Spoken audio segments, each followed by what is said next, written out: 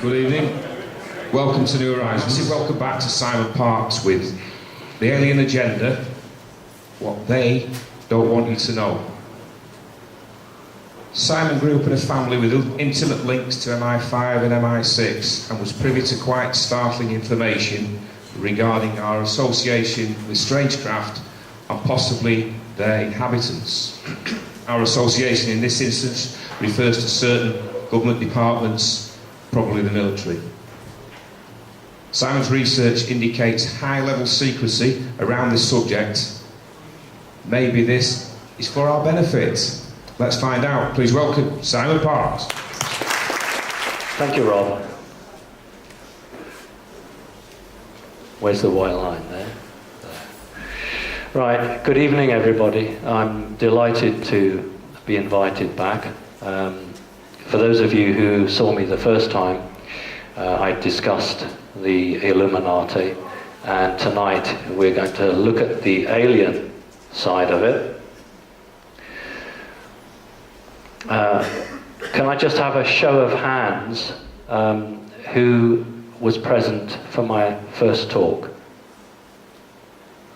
About 9 out of 12, or 75%. Thank you.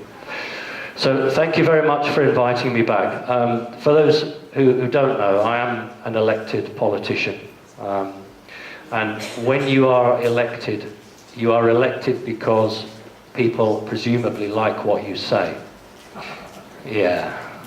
After 4 years or 5 years, you stand again and you're either re-elected or not. And it's actually better when you are re-elected because you are being judged. So although I was really grateful that I was invited here in October to speak, I've been invited back. That means the audience liked what they heard. So for me, to be invited back a second time is actually more important than being invited the first time. Okay, I'm elected local councillor. I was an elected Labour councillor in London and escaped from London in 1999.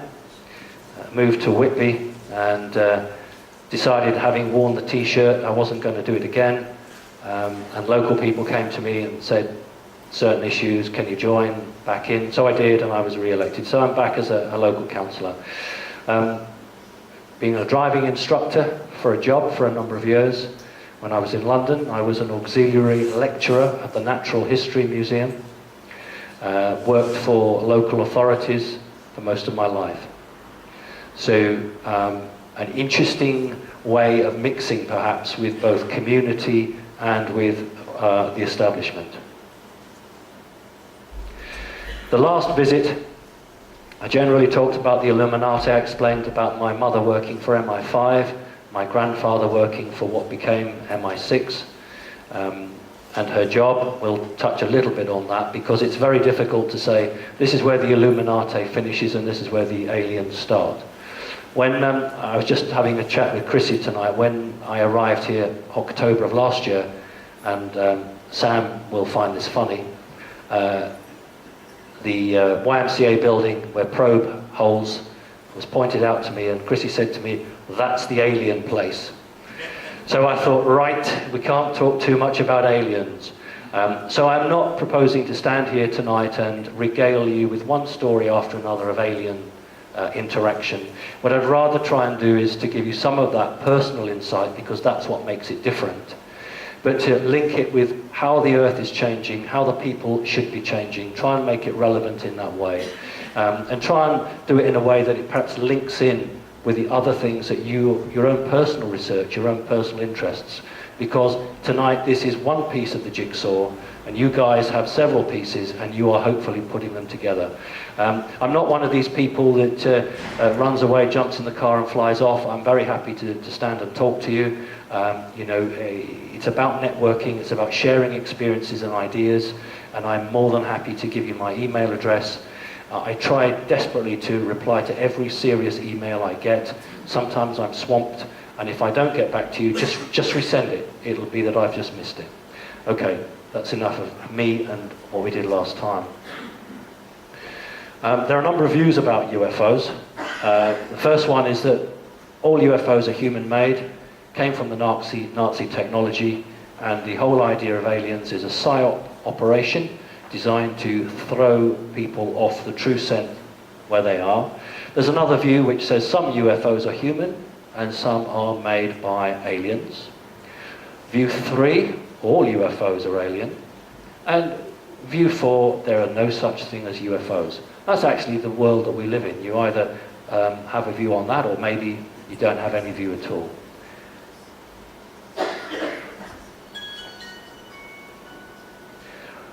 Often I'd say, what actually will happen to make the majority believe? This is a very stable world. Now, you'll say, well, it's not stable because there are wars. Actually, that is part of stability. That's been built into the human psyche. So we live in a very, very stable and predictable world, and people who are not enlightened are quite happy with that world. It doesn't matter whether we're talking about aliens or fluoride in your water or medicines. They don't want to know. This is the world, they're happy with it. So it's a very, very difficult environment for anybody to try and wake anyone up. I'll give you an example of the taxi driver. I did an interview in London and had a taxi ride, and the driver said to me, oh, I hear you're going to the TV studios to talk about aliens. I said, yeah, that's right. So he said, well, when I was in my 20s, I was really interested. But you know what, when the government never said anything and nobody ever came out, I just lost interest. And that is the point, that people go through a phase in their life where they're open, their minds are open, and they'll challenge and they'll ask questions. But because officialdom isn't supplying any sort of answers, and they've got the rent to pay, the mortgage to pay, it just goes out. The only way that the majority of people will believe is when a gentleman in a suit goes on the major news and says, ladies and gentlemen, I have an announcement to make. Aliens are real. We're really sorry we didn't tell you before, but you know what? We thought you would be scared and panic, but it's real. That's the only thing that will make people believe. If you sat a spaceship for 4 days above every major city in the world, at the end of those 4 days, people would just shake their heads and said, I must have had too much to drink. They are so conditioned, they wouldn't believe it. But they will believe somebody making an official announcement. Now, that's not going to happen easily, because the powers that be have no intention of making anything public. The only way they'll make it public is when they're dragged kicking and screaming to tell the truth. All right, let's make a list. Who can just shout out different sorts of aliens that you're aware of, either from the internet or personal experience? Greys? Good. One. Pleiadians. Sorry? Pleiadians. Pleiadians? Okay. Nordics. The Nordics? Reptilians. Reptilians? Human beings? That's actually, we'll come back to that. Good point. You've done really well. But I noticed that most of the people in the front called out. Can somebody call out from the back? Name an alien race from the back. Thank you. 90% of them. Actually, Tony Blair was a member of the Illuminati, and is a member of the Illuminati, and is a Satanist. Right. What about human-bodied, about alien souls? This is your question. You asked me about humans, didn't you? What about humans, but how about alien soul? What's the terminology for that? Hybrid. Not bad. A hybrid actually is the body. We'll come on to that. I'm talking about a human body, but an alien soul. What about 5, 6, 7 years ago, it was quite popular. Transhuman. Do you remember walk-ins, star children? Okay, that's what we're talking about here. A human-type body, but with an alien soul. Lower carriage. Ah, he's very interesting. All right, one question often asked is, what do aliens want? I'm often asked that question. And the problem is that the people who ask that assume there's one type of alien. If there was one type of alien, it would be so easy to answer that. Here's an analogy for you. Let's use a 3D world. You find some oil off some far-flung country. So you go to the Americans and you say, you know, you've got the ship big enough to get us out there to test the oil. Who's good at drilling? Oh, the Brits are good at drilling. We'll get the Brits in to do the drilling. Who's good at optics? Oh, the Germans are good at optics. We get the Germans in to do us the cameras. And what you've got is a group, different group of people, all coming together to actually carry out one job. And to a certain extent, with the alien agenda, that's exactly what you've got. So you've got what we call the reptilians, the mantids, the greys, some Nordics, who are all signed up to a set agenda. Somebody said Palladians, they're not signed up, that's a different agenda. So to answer what the aliens want, specifically the question would be, what does this particular group want? But of course the people who ask that question don't really understand. How do they get here? Well, there are two ways that I'm aware of that you can get here. One is literally what we'd call extraterrestrial, we'll come on to that. That's so the tall whites, somebody mentioned the tall whites here. Charles Hall, who spoke at Probe on 2 years running possibly, talked a lot about the tall whites. It takes the tall whites 20 years to get here. About 20 years, because they are using what I consider very, very primitive technology. And they are literally exactly the same as you. So they're not fourth dimensional. And it takes them 20 years to get here at about 2.5 to 3 times the speed of light. Others are a dimensional change, so fourth dimension. Some of the reptilians are fourth dimensional. So they will come here through a dimensional time space, and that won't take them more than just a few seconds. Think about it. If you were a living creature as you are, you really couldn't spend 50, 60, 70 years in a spaceship traveling from one place to another. So you have to either identify a system of speed or a system of time to get you to where you want. The other question they ask is, why don't they make themselves known? I'm always asked this by local BBC radio stations. And the answer is because they don't want to know. Because it would hamper what they're up to. If everybody was aware of them, nearly every American would arm himself or herself with a gun and hide under the stairs. Every defence force and the country would feel it was honour bound to do something, and it would just hamper the situation. Added to that, the elite, some of whom are working with some of these extraterrestrials or extra-dimensional entities, certainly don't want you to know, because if you know that, the next question is, what about the technology? And if aliens are real, then who in position of power knows about them? The answer is every major government of the world has a number of people who are fully briefed and fully know it. Recently, again, the ex-minister for Canada, who was a defence minister, he's come back on to be public. So he was a minister of defence in a very large country who was fully aware of it. You have leaders of the CIA who know nothing.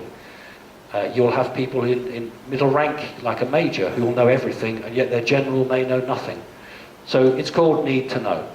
The Canadian officer, government minister, said there's 57 to 58 races, is that? Yeah, he said that he was aware of 50-something races. But Canada and America don't get on. America does not share a great deal of information with Canada. He was aware of what had passed across his desk. So his own intelligence had told him that there were 50-some races. But if you took America, which is the hub, the spider's web of intelligence, that figure would be considerably larger. Or indeed, the Russians. Why don't they tell us about them? Well, they do, but they do it on their deathbed when they can't be got, or their families can't be got. They'll do it when they've resigned, or they'll do it like me, because I don't care. Extraterrestrial means literally a body, a biological body. So it's a biological body that has travelled here not very long, like the tall whites, biological, male and female, and have children. An extra-dimensional entity is an entity from the 4th, 5th, 6th, go upwards dimension that has travelled here in a craft that has opened a portal and has dimensionally come through. And you often find lots and lots of people who suffer from radiation sickness, burns, is because when the craft is coming from one reality to another, there's a blast of energy, and if they're too near to the craft, that's when they'll describe they've got burns down their arms or their legs. And that's just shoddy, because whoever's piloting the craft hasn't done their work properly. An interdimensional entity is an entity that exists between the third and the fourth. I prefer the word jinn, but if you go back to the Dead Sea Scrolls, they're known as velon. And these are beings that live literally between the two dimensions. And the Satanists, the Dark Illuminati, the Dark Magic Masters, are able to conjure these Denzians from the interdimensional space through to do their bidding. There's one gentleman here who knows his Bible very well. If you think back to the Old Testament, King Solomon had a jinn, and he called the jinn through with his iron ring, and the jinn helped him to build his palace. In the West, we don't seem to really take it seriously. We look at it on the same way as we would pixies and fairies. But in the East, it's very serious. Those who've read their Quran, not only does it talk about the jinn, it tells you how to get rid of them. What was the other word you used? Velon. And what was that? Velon. Fellow. Velon. That appears in the Dead Sea Scrolls, and we're talking about the same beings. They have afflicted humanity for thousands of years. Okay, abduction. Abduction is the taking of a person when that person has not given permission. The trouble is, on occasion, the person has given permission in the past and has completely forgotten about it. But in most cases, the person has not given permission. That is an abduction.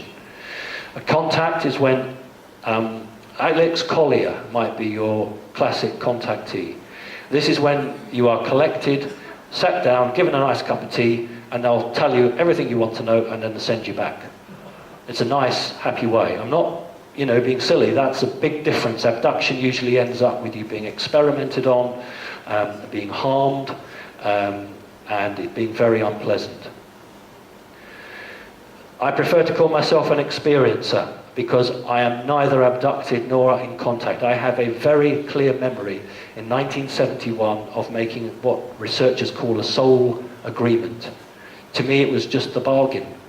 In 1971, I was offered a deal, and I said, yes, I'll have that. So, to me, it's not abduction, it's not contact, it's experience, because also an experience can be something that happens in your front room. And we'll talk about that. Two ways to take a person. One is literally their physical body. You walk them out, you float them up to go into a craft, and off you go. And the other way is an energetic take. Again, here in the West we don't really understand it, but in the East they do. Those who understand that you have a soul and your physical body is not really that important. You have an energetic overlay. That energetic overlay can be taken and your body doesn't die, providing it's not taken for too long. So you can either be taken energetically or you can be taken physically. Physical, energetic. Mind projection. Many people can't tell the difference. An alien arrives in your front room and you think, oh, I'm in the Bahamas. No, you're not. You're in the front room. The creature's gone into your mind and as projecting into it. Now it's easier, it's cheaper. It's less likely to be detected by the military. If a creature can come into your front room and give you an experience that you think you've been to Mars, but you haven't left anywhere. It's time efficient and it solves a lot of problems. The thing is that most people can't tell the difference between when they really are taken or when the creature is interacting. And the sad thing is that a lot of researchers don't value that. Oh, it didn't happen. You weren't physically taken. It's rubbish. The creature came into the room, entered your mind. That is important. Missing time. The best thing I do is give you an example of missing time. I think that's the best thing to do. 2.5 years ago, went downstairs, midnight, couldn't sleep, and as I walk into